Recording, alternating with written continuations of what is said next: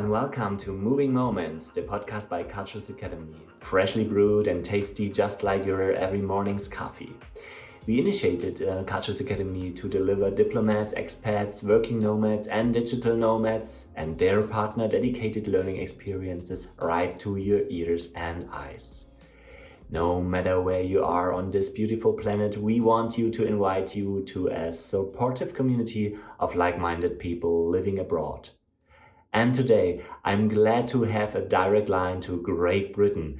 I'd like to welcome Manica Hauptman. She's a morning routine mental life coach and yoga teacher. And today she'll share all her insights on building a better morning routine. Thank you so much for joining us today, Manica. Okay, first things first. March in Great Britain with this picture of a hazy Big Ben in a foggy, humid, grayish London in mind. Is it even worth to get up early these days if you don't have to? Well, I do have to because I have small kids. So I have to get up anyhow. I mean, small kids, they're not that small, but I have to go to school. So actually, you just for that reason? It is a bit more difficult than in sort of being somewhere in more sunnier weather during the summer. So I think winter months in general are very, very difficult to get up. Like fog, rain, or no fog. It's just because it's dark. So it is a bit of a struggle. I tend to do a short morning routine as well when it's dark and when it's winter. It's normal, I think. But you surpassed the tough times because spring is knocking on the door.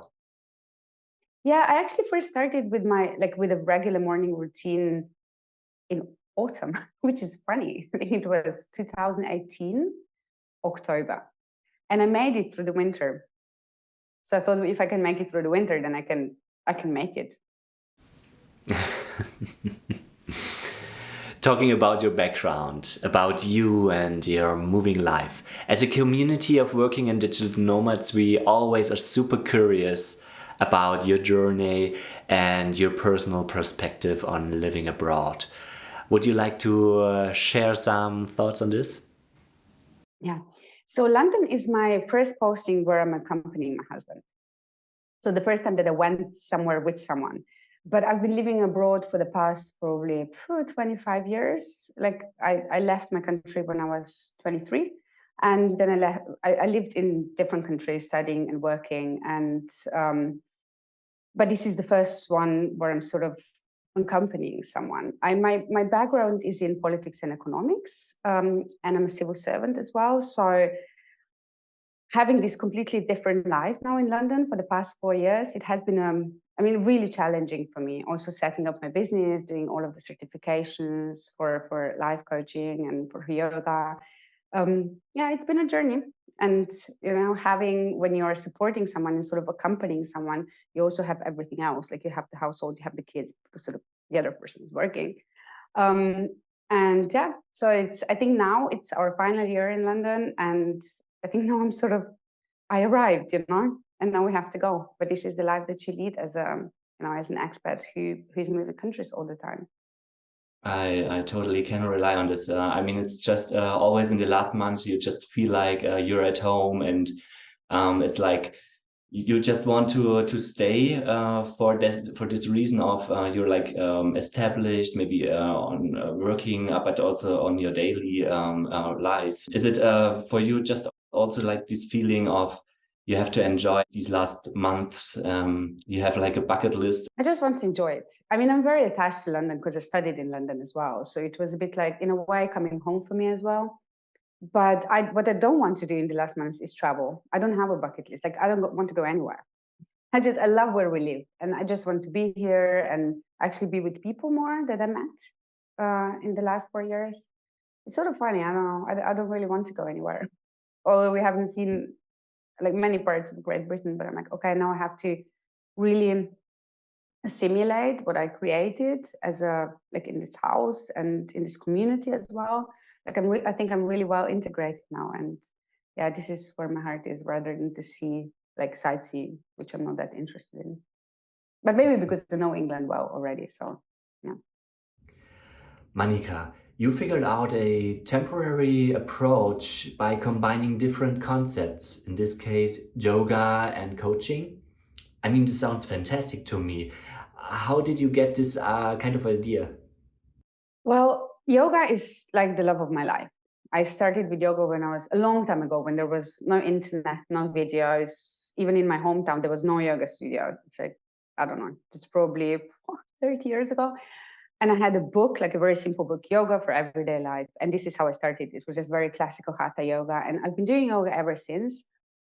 And now I had an opportunity coming to London. I had a bit more time because before I had kids working full time, there's not that much time left. I said, I'm going to do yoga certification. I want to become a yoga teacher, which I did. And I certified in vinyasa and hatha, and later in yin, which is like a more passive restorative style. And now I'm currently in kundalini certification, which is a bit more like yoga of energy body, doing a lot of mantras, mudras, raising your vibration, meditating, a lot of breath work. So it's a bit of a different style, but I absolutely love it. And with coaching, it was sort of, I was like, what could I combine? And a lot of people told me, oh, you'd be such a great coach, because people tend to come to me when they have problems. Although I didn't realize at that time that coaching doesn't mean that you're solving people's problems. You shouldn't do that at all. But I said, okay, I'll do the certification as well, having the time on my hands. And then I figured out that you can actually combine the physical movement of yoga, breath work that you do, meditation, with the coaching tools, managing your mind, like with all of the journaling, writing, really exploring what you want, what goals you want to achieve. But how I started is I actually started as a life coach, funnily enough, professionally. And I brought sort of yoga into the life coaching as one of the techniques, really. So when you have a client who wants to achieve a certain goal, then you see whether there is something from yoga that you can take to help him. Throughout that time, it changed. Now I have yoga as my basis, and I integrate life coaching into the yoga, especially like at the end of the sessions and at the beginning of the sessions, always having a lot of intentionality. Like I do yoga for personal transformation. So there is always an intention to the practice. There is always a goal, and it's mostly not physical goal that you want to achieve. And then you support it also with writing, with prompts, and this is sort of the coaching part. Not only doing a yoga class, but then also talking to a student and seeing, how you can help the student in his or her life. So not only, oh, let's be more flexible, let's lose weight or whatever, but rather, okay, what do you need now? Do you need more energy? Do you need more calm? Do you need to overcome your fear? Do you need to overcome anxiety? Do you need to forgive? And then I sort of adapt my yoga class as well, and then we do a bit of coaching at the end, and especially through writing. This is, I think, really, really powerful. Very interesting. Let's talk a bit about creating a better morning routine as part of your personal expertise. Is it a part of a mental health strategy? Is it kind of self-optimization, or how do you would like localize this kind of morning routine? It's all of this. I think it's both. It's and much more. It's like self-optimization in the sense when you want to really transform something in your life. Yes, if you have mental health problems, it's definitely helps. And so people come to me with, very different issues. With mental health, you have to be careful because I would always do a bit of an assessment. And if I see it sort of goes beyond what I do, I would always refer the person to a psychotherapist or psychologist. And then I can work with the person at the same time, but sometimes they need help that's just a different one. So, this mental health since COVID has been like everywhere. Mental health, and we can do this, we can do that. But it's a condition sometimes, and it needs an expertise that not everyone has. Things, like saying, I'm stuck in my life, I don't know where to go, I need more clarity, I don't know what goal, I don't even know what is my goal, I don't even know what I want. This is sort of a thing. Or they know what they want, but they're like afraid, or they procrastinate, and it's like, oh, how to start, where to start. Or some people that are just, mental health is like you can just really have one issue, like be a little bit on the downside for a while. You don't necessarily always need a therapy for that, and I could help with that. But then see if it doesn't work, then obviously you need like a therapy and therapeutic support. So, but I do want to say one thing before I explain a little bit about the morning routine, because coaching and yoga have very different principles. Of my role is completely different. In yoga, although I want to leave a lot of space to people. So yoga is not only physical part. A lot of yoga is breath work, it's chanting, it's holding mudras, sort of stimulating pressure points. Breath work is super, super important. Meditation. So physical part is only in the beginning. We prepare our body to be able to work on our emotions, on our mind, and if we want, on our spiritual side. But here I'm more of a guide, a teacher, and a mentor. I can't say just, okay, do what you want. I have to tell them what are the risks, how to do it properly. Well, in coaching, it's different. You don't really advise people. You don't say do this, do that. You just explore their goals, their blockages with them, but they have to, the client has to come up with a solution.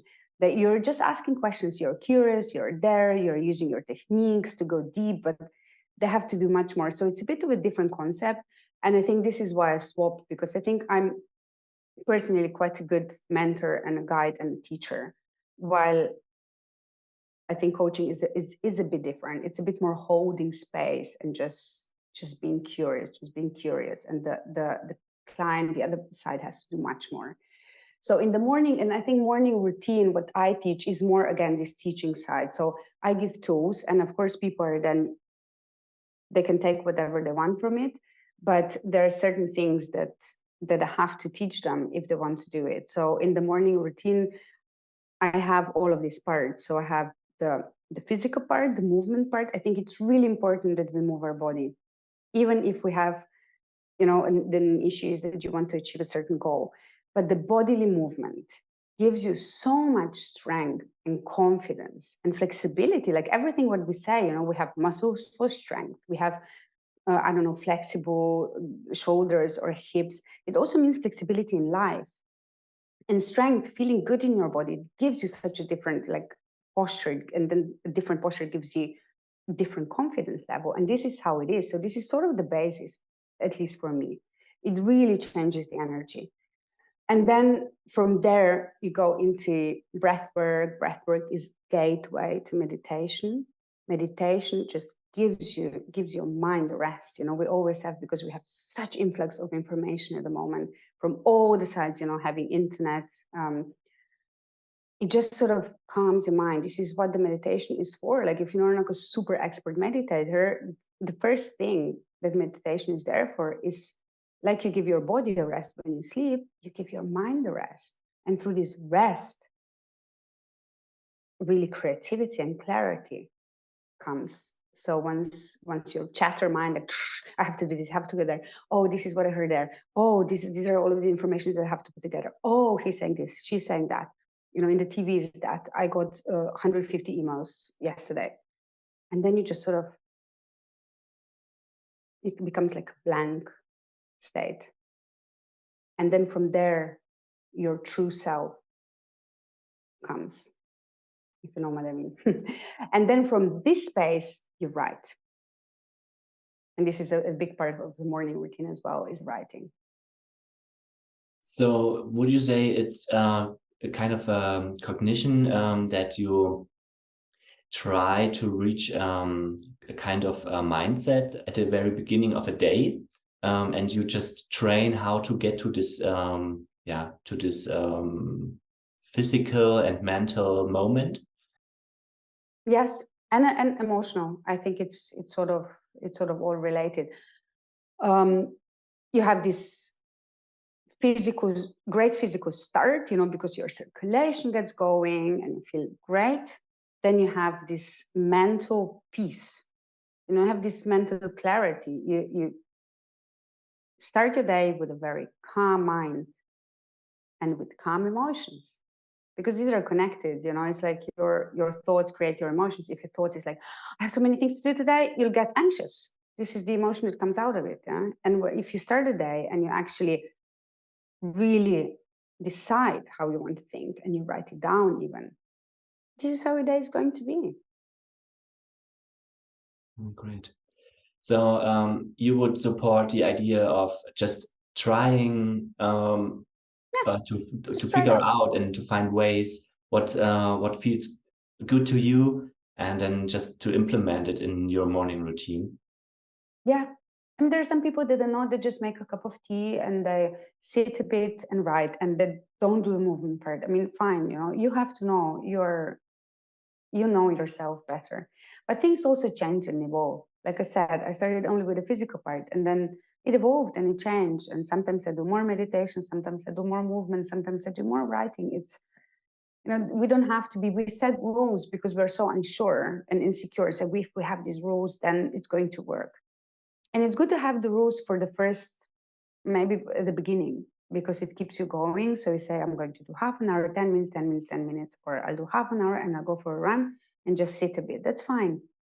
But just set the number of days for yourself. This, I think it's quite important to say, like, I'm going to do it for 30 days and I have one joker. So, you're at the party somewhere and you come home at 3 in the morning, fine. But just do it like that. Give yourself a bit of flexibility. I always have if I do it for 66 days, because I do it either 40 it comes from kundalini. This is kundalini kriya that I do, that you have to do for 40 days every day. And it has to do with the structure of your blood and renewal. But I don't want to go into this. But if I do it this 66 day challenge, I tend to do it with someone so that I have an accountability buddy. We always have like 3 jokers, sort of, when things happen and you just can't do it, or it shouldn't obstruct your life. It shouldn't become a burden. That's actually great. Yeah. Yeah. I mean, that's also like kind of a question I had in mind about what's the part of the routine. So can you just interrupt, or can you just do you have to do it every day? But as I understand, it's like recommendable to initiate with a daily routine somehow, and then you just have I think you have a good idea what works out actually for this morning routine, what's good for you, and then you can establish it just more intentionally, like not like you just have to remind you the process of this kind of routine. You just implemented it into your day, I think. Yeah, and you won't see the benefits after 3 days. That's why it's important at the beginning to actually do it regularly, because the benefits don't come now. It's they come over years, but not to be very pessimistic. You do see first benefits like after 30, 40 days, I'd say. Question. Are these categories like early birds and grumpy cats, is this something that exists in your coaching approach? I think you have a lot of research on that, and the opinions are very diverse. Some say there is no biological clock, some say you have internal biological clock. So since I'm not a scientist and I'm not researching that, I can just see that from the people that I know and the people that I live with, that some people just fall asleep very easily, very early, and get up easily in the morning. And some people just don't. Like, I know that I can, even if I sleep only for 4 hours in the evening, I could work until 1 in the morning. I don't get tired. But I think it's not important. What I tell to people, of course, you should listen to yourself. Of course, you should listen to your body. But don't let it be an excuse. It's a decision. You have to decide. So even if you're an evening person, if you're going to get up a bit earlier in the morning every day, after a while, you'll get to bed earlier. This is how it is, because your body will need sleep. And this is the only thing that you need to recognize, that your body needs sleep, and now I have to go to bed earlier. Anyhow, in the evening, we waste so much time, with scrolling and watching TV and whatever. It's not always waste of time, but doing it every day, I think it is. So it's, I think it's a decision. It's up to you, and listen to your body as much as you can. But on the other hand, if you don't have the whole day just for yourself, which most people don't, the mornings are really the only time that you have, especially if you have a family, where you're going to be on your own. But even smaller kids, they get it. Mm-hmm. Just it's your decision. It's not theirs. it's like I read a story about a mom who was complaining that her child is still co-sleeping, and she wants him to sleep in his own bed, and he was like 4 or something like that. And they sort of went to a psychologist or whatever, and then he just said, "But the child is fine. So what's your issue? It's your decision, and you haven't decided. And because you haven't decided, that's why your child is still sleeping in your bed." And this is how it is, once you decide, then it doesn't matter if you're a morning person or an evening person. It doesn't matter if you have kids, unless you have very small babies, of course. But yeah, you have to explain it to them. The cruelty of reality destroys the best preparation. So if you have like a good preparation, but it doesn't work out, do you have kind of an emergency plan? What you can do in these moments? You know how many times I did my practice with the 3 of them screaming around me? Just have to persevere. And it's not the same, and it's not perfect. That's good, yeah. That's actually And this great. is how it is, you just have to be, I think, forgiving in a way and flexible. Mm-hmm. Yeah, kind of asking for your room just to do what you can in this kind of morning routine. And the problem is guilt. This is our problem always. We tend to feel guilty. Mm-hmm. And so, I don't know, I mean, you're a dad. I know that I talk to a lot of moms mostly, and they always feel guilty. I'm like, but why? You're their best example. Do you want your children to live intentional lives? Do you want your children to, when they grow up, to, even if they have families, to take care of themselves, to have this very, stable emotional life and great mindsets, and, do their sport? And do you want this for them? No. You're their teacher. They're looking up to you. Yeah, great. And this is how you can show it to them. You can't tell them not to scream if you're screaming. So you can't tell them to have a calmer, even when they're kids, like more mindfulness, more calm, more like really taking care of themselves if you don't. Yeah, great advice. I was very happy that you were mentioning you maybe can offer us some demonstration of what it's about to have a morning routine with the advice of Manica. I don't know how we should do that, but should we prepare or change the setting somehow? No, you can just be in your chair. But I'm going to ask you one thing, because I prepared something, but then I thought, you know what? Like, I have to be spontaneous with my teaching, because I always have to adapt a little bit to the needs of my students. So if I do something very short, 1 to 2 minutes, what do you want to have as a result? How do you feel today? Do you want to are you anxious, or do you want to have a bit more energy, or do you want to focus a little bit more? What would be your intention? Okay, cool. I think with this preparation of this very new way of presenting and filming, and I think I have a lot of energy in me, but maybe like kind of calm down a little bit more. Grounding. Yeah, grounding. Okay, that was probably the word I was looking for. Okay, so let's start. For everyone who's listening just on audio, I'm going to try to cue well enough so that you can do it even without looking at the video part, which is going to be on YouTube, I think. Yeah. Ben will tell you. So just sit in your chair as you do now, straighten your spine, really bring the crown of your head, the top of your head towards the ceiling, and then ground your sit bones into the chair. Bring your hands onto your thighs, on your legs, just above your knees, and bring them face down. So not facing up. This is very uplifting and receiving, but let's face our palms down. And this is a very grounding action in itself. Relax your shoulders down and back. Take care that you're not slouching. Shoulders away from the ears, and your chin is slightly towards your chest. Now slowly close your eyes. Just observe your breath, whether it's shallow or deep, fast or slow.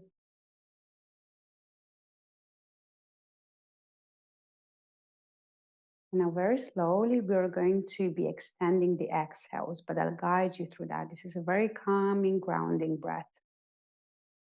So we'll start breathing in on the count of 2. Inhale, 1, 2, and exhale on the count of 2.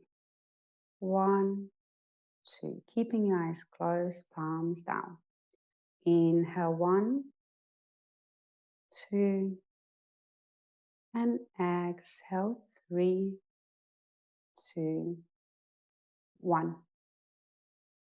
Inhale, 1, 2, and exhale, 3, 2, 1. Inhale, 1, 2, and exhale, 3, 2, 1. Inhale, 1, 2, exhale, 4, 3, 2, 1. Inhale, 1, 2, exhale slowly, 4, 3, 2, 1.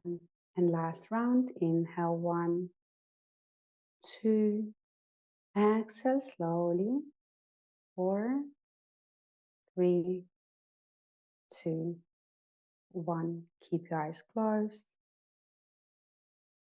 Just really feel your sit bones, your hips, everything rounding down, your feet touching the earth, your hands touching your legs. Just normal breath.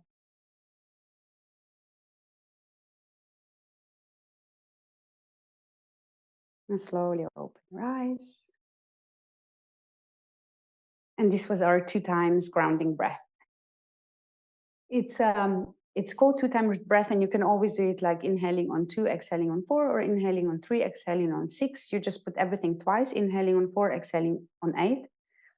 And you do it like maybe for 2-3 minutes. And then I should have left you like just to sit there, when you said like I need a bit of time to come out of it. Mm-hmm. But because it's a podcast, you can't leave a minute in quiet. It's just weird. So otherwise you just sit in silence maybe for another minute. And this is something that you can use everywhere. Like if you have a panic attack, or if you're anxious about something, even if you're outside, even if you're in theater, or if you feel like you're claustrophobic, or if you're scared of a ski lift, you can always use this breath. It really calms down your nervous system. Yeah, what I do have though, and which may be interesting for your listeners, I'm currently doing, because I'm a big believer that breath can really change your state of emotions and how you feel. And breath is really, in yoga, breath is life. It's something that your breath is the vehicle for your life force that's in your body. It's what makes us alive and different from a dead body. And so anyhow, I'm doing now sort of a breath series of 7 different types of breath, each corresponding with one of the energy centers, with one of the chakras. Okay. And I just send them out. I have an email list, and I send them out every week. I think this week was the 3rd one. So, and I have them on my YouTube channel. So you can always check out those. And the one that we did now is for the 1st chakra. It's for root chakra, is the grounding breath. Then I have one for the 2nd, for the 3rd, which is more energizing, for the 4th, which is a bit more about gratitude. 5th is the throat part, is like finding your voice. So we'll do a breath for that. 6 is more about balancing. It's calming our mind and balancing the polarities, good, bad, everything that we have in our bipolar mind, left and right side of the brain. And the 7th one will be most probably accessing your subconscious. So it's going to be a bit more advanced breath. But it's like always a 10-minute video. So with all of the explanations and 3 minutes of practice. How can people maybe get in contact with you? Or how do you prefer it? Well, you can check out my website. I have a website. It's manica.si. SI is for Slovenia, because I'm Slovenian by origin. So it's manica.si. That's it. And I have the both handles for my Facebook and for Instagram are the same. It's again Manica Coaching Yoga. everything together, Manica, coaching, yoga, no spaces, no dots.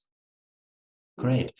I think we will share this information as well within our channels. And if you have any questions, don't hesitate to reach out and get in contact with us or as well with Manica.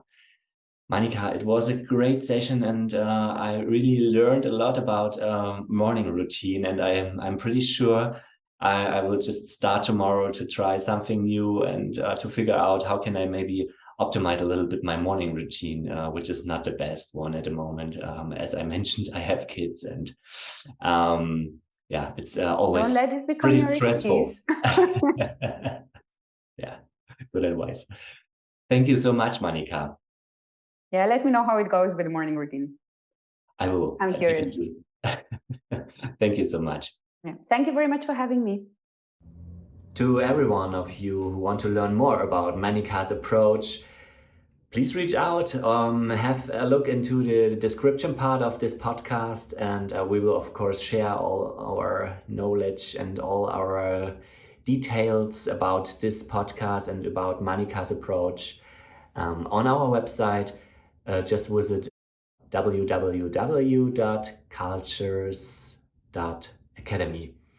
And yeah, that's it for today. I hope you enjoyed this podcast. Everything was new, and I'm very, very excited it happened. But yeah, give us some feedback if you like, and we are happy to keep it in mind.